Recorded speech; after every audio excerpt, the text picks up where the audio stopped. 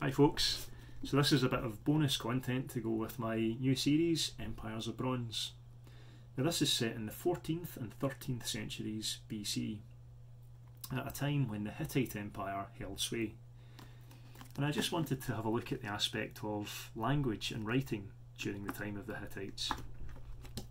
So, at the time there were four great powers: the Egyptians, the Assyrians, the Achaeans, roughly Homer's Greeks, and the Hittites. Now, to communicate with each other, these four powers used to use a common language, a lingua franca, known as Akkadian. Even at that time, Akkadian was a very old language, and they used this to discuss diplomacy, to make war, to make trade, etc., etc. But individually, each of the major states also had their own internal language, their day-to-day common man's language. And in the case of the Hittites, this was known as Luvian. Now, fortunately, the Hittites had an obsession with writing things down. They recorded everything, from matters of trivia to great decisions of the state. They would record it all on tablets, typically a soft clay tablet marked with a stylus. If it was a major decision, sometimes it would be cast in bronze, or sometimes you could record it in something as simple as a wax tablet, whatever suited the occasion. And they stored these in great tablet houses, shelf after shelf after shelf of information. And it's thanks to these tablet discoveries that we are able to understand their world bit by bit in the modern day. And they used to write these tablets using a system known as Cuneiform A Script, so called because, as I mentioned, the scribe would have a wet or a soft clay tablet and a wedge or a stylus, and they would make little wedge-shaped marks on this tablet as the kings and diplomats were speaking to record the conversation. And the Latin name for wedge is cuneus, hence cuneiform.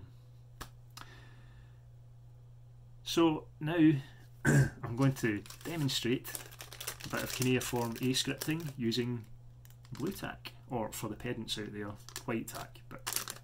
So here we go. So here's my cuneiform A script writing kit. We've got some white tack rolled out in the shape of a very small tablet, using a highlighter pen as a roller, a nail file stolen from the bathroom cabinet, and a Hittite seal. This is a cylinder seal. I bought this from a gift shop near the ruins of Hattusa, and it's got the markings of, that's the Ishtar symbol. It's a gate with an 8-pointed star above it, and there's also Tarhunda, the storm god, and Nerhal, the god of the underworld, on there. I'll need that in a bit, but I'll put it aside for now. So I'm going to write the word bread in cuneiform A script, and I haven't chosen the word bread just at random. Bread was actually quite a pivotal word in the decipherment of the Hittite language. So it was a linguist called Bedrich Rosny who spotted a similarity between Sumerian texts and Hittite texts, and it was the bread word which stood out as a possible link between the two languages. And he went on to prove that theory to be true, and the sentence he had been looking at in the Hittite tablet proved to read, "You will eat bread and you will drink water." Very nice. So what would happen is, at court, perhaps the king or a diplomat or an envoy of some sort would be speaking, and the scribes, the literate class of the Bronze Age, would be rat-tat-tatting away on a soft clay tablet like this, and they'd write out everything that was said, and they'd go at a fair pace. Of course, I'm not going to be as fast or as tidy as them, but let's see. I'll just write the word bread then. So that's composed of 3 small triangles,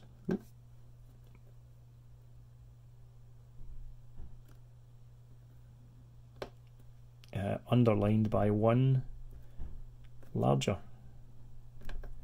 triangle. There you go. and that roughly represents bread in Cuneiform A Script. The next thing that would happen is the tablet would be taken to a kiln and baked hard so that the information was indelible and relatively tamper-proof.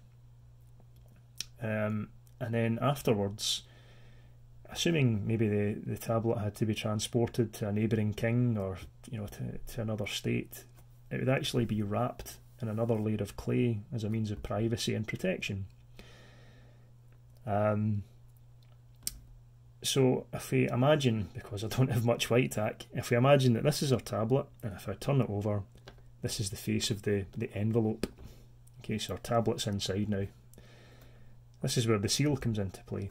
So the person who had dictated to the scribe, the person who was in charge of this tablet being written, if they were happy with it, once it had been baked and wrapped up in its envelope, they would take their personal seal, and I have to do this quite hard to make the markings, they would roll it across the envelope.